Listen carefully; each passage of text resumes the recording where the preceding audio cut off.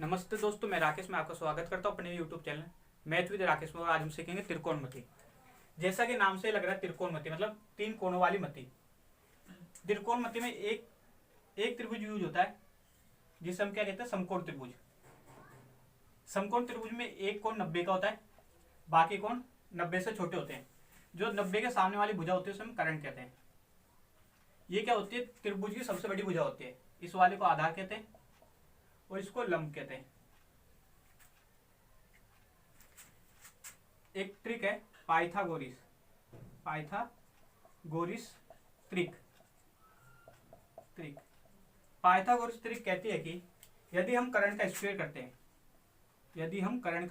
करते हैं तो वह आधार के स्क्वायर और लंब के स्क्वायर के जोड़ के बराबर होगा।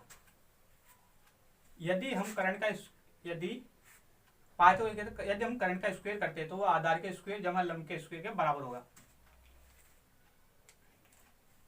त्रिकोणमिति में हम पढ़ते क्या है, एक साइन पढ़ते हैं, sine theta, cos theta, tan theta, फिर कोट थीटा पढ़ते हैं, फिर सेक थीटा और लास्ट में कोसेक थीटा। इनकी वैल्यू निकालते कैसे हैं? हमारे पास एक ट्रिक है, लाल बट्टे कक्का। एल मतलब लंब, के मतलब कर्ण, ए मतलब आधार। जो फर्स्ट लाइन होती है उसे हम साइन, सेकंड को कोस, इसको टेन, और टेन के नीचे होती है कोट होती है, और कोसेक के नीचे सेक होती है, कोस के नीचे सेक होती है, साइन के नीचे कोसेक। तो हमें लिखना है साइन। तो साइन में क्या हो जाएगा, लंब बटे कर्ण मतलब एल बटे के, यानी लंब बटे कर्ण। कोसेक में क्या हो जाएगा, सेकंड वाली आधार बटे कर्ण यानी ए बटे कर्ण, ए बटे के यानी आधार बटे कर्ण। टेन क्या होता है, एल बटे ए, एल बटे यानी लंब बटे आधार। अब जो कोट होता है वो क्या होता है, टेन का उल्टा होता है। अगर इसको हम उल्टा पलट दें तो ए ऊपर चल जाएगा, एल नीचे आ जाएगा, तो क्या हो जाएगा, आधार बटे लंब। साइन किसका उल्टा होता है, कोस का उल्टा।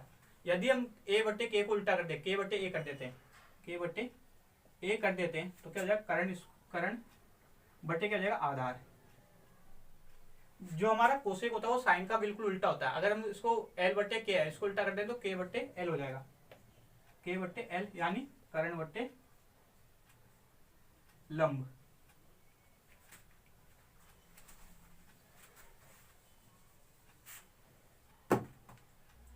यदि हम जो हमें दिया कर्ण स्क्वायर बराबर आधार स्क्वायर जमा लंब स्क्वायर, यदि हम इसको दोनों तरफ कर्ण से डिवाइड करते हैं, दोनों तरफ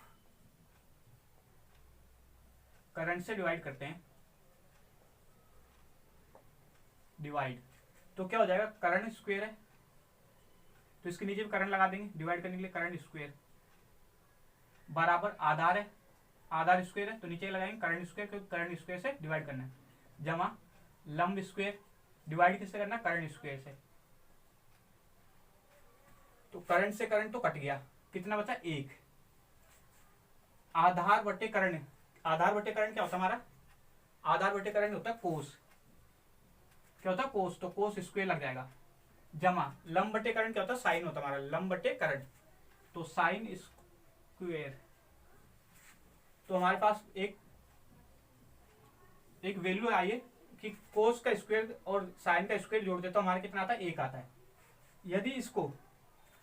यदि मैं कोस स्क्वायर यहां दे दूं बराबर एक, और साइन इस साइड उठा के लेके जाता हूं तो क्या हो जाता है, माइनस साइन स्क्वायर। यदि मुझे साइन चाहिए तो मैं क्या करूंगा, एक है, कोस को उठा के इधर लेके जाऊंगा तो कोस माइनस हो जाएगा, कोस स्क्वायर।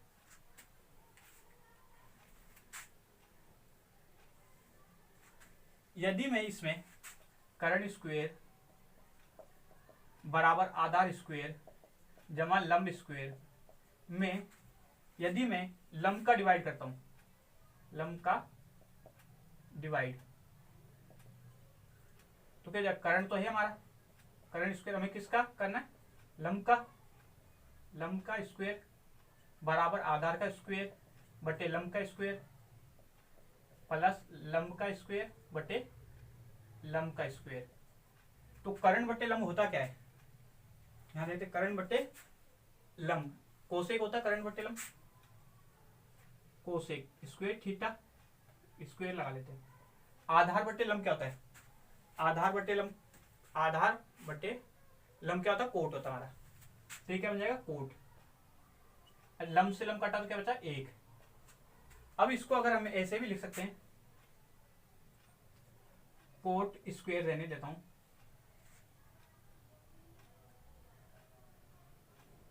तो ये क्या जाएगा एक, ये इधर जाएगा तो क्या जाएगा माइनस,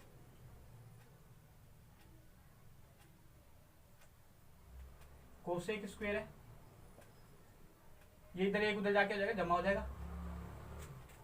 इसको मैं ऐसे भी लिख सकता हूं coat square minus cosec, minus cosec square बराबर क्या होगा एक होगा। थोड़ा इसे मिटाते हैं,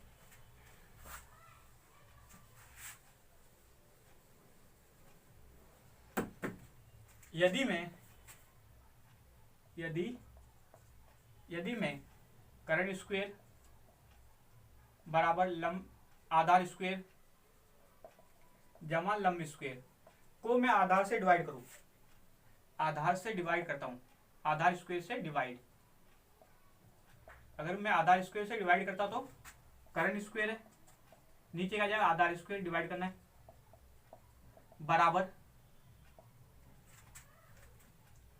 आधार स्क्वायर बटे आधार स्क्वायर जमा लंब स्क्वायर बटे आधार स्क्वायर। तो कर्ण बटे आधार क्या होता है, देखते हैं लाल बटे कक्का।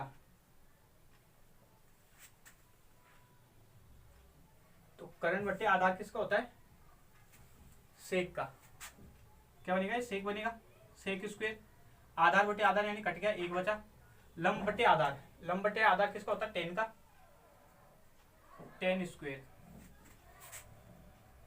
यदि मुझे टेन स्क्वायर चाहिए तो मैं क्या करूंगा, एक में से सेक उधर जाकर जाएगा क्या हो जाएगा माइनस हो जाएगा, सेक स्क्वायर है, एक इधर जाके हो जाएगा माइनस का एक। यदि मैं टेन स्क्वायर और सेक स्क्वायर को इधर लाता हूं तो हो जाएगा माइनस एक। ये हमारे कुछ कॉन्सेप्ट है। त्रिकोणमिति टेबल, इसको निकालते कैसे, हमें इन पे क्या लिखते हैं गिनती लिखनी पड़ती है, एक दो, यहाँ जीरो से शुरू करते हैं, जीरो एक दो तीन चार, कितना है पहले जीरो है फिर एक है फिर दो है फिर तीन है फिर चार है। हमें क्या करना है इन पे रूट ढालना है, रूट।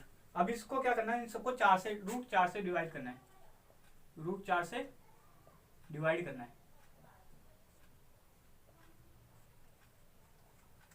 अगर रूट जीरो को रूट चार से डिवाइड करें तो क्या आएगा जीरो, इसलिए साइन जीरो कितना होता है जीरो होता है।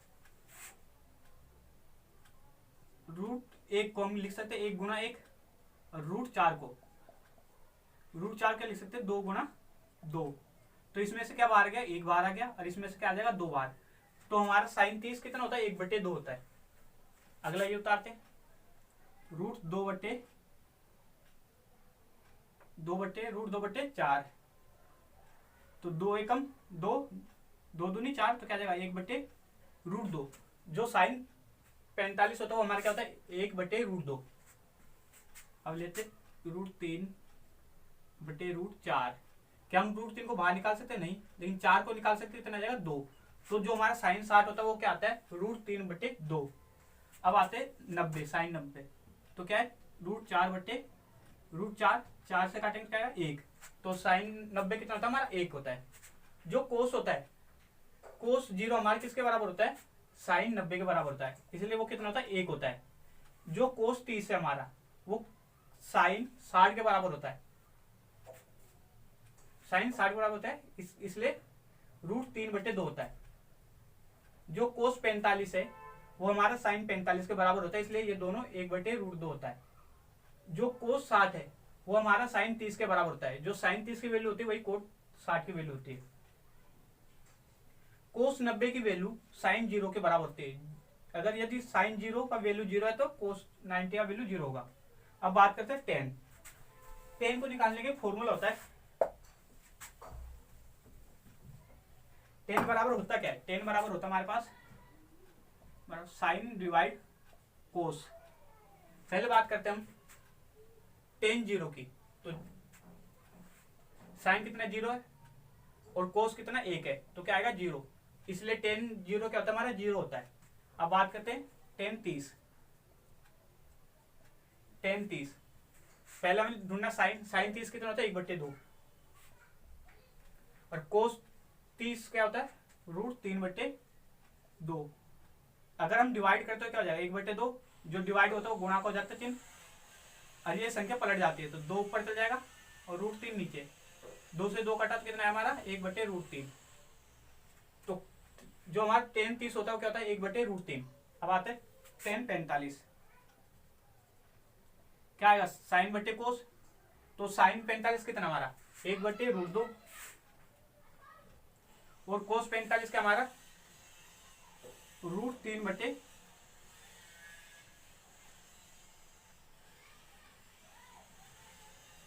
क्या ये हमारा 1/√2 है ये भी, तो 1/√2 तो हो ही जाएगा, गुना हो जाएगा और संख्या पलट जाएगी √2/1।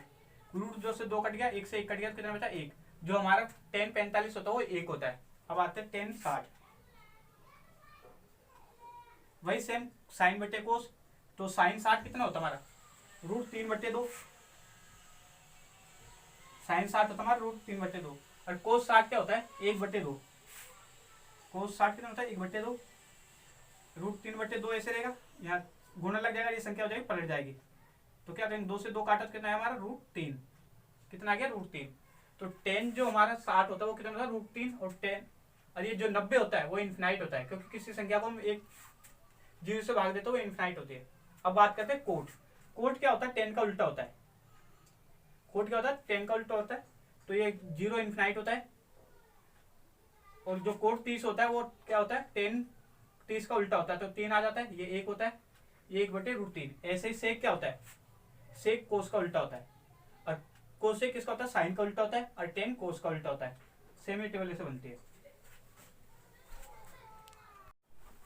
यदि हम साइन थीटा को कोसेक थीटा से गुणा कराते हैं तो क्या मिलेगा हमें, साइन थीटा को किससे गुणा है कोसेक थीटा से गुणा करना है, कोसेक थीटा। साइन क्या होता है लंब बटे करण, लंब बटे इधर करा लेते लंब बटे करण, गुणा कोसेक क्या होता है साइन का उल्टा, तो क्या हो जाएगा k/l, मतलब करण बटे लंब, k से k कटा, l से l कटा, तो हमें पता चल गया कि साइन थीटा को यदि हम कोसेक थीटा से गुणा कराते हैं तो हमेशा 1 आता है।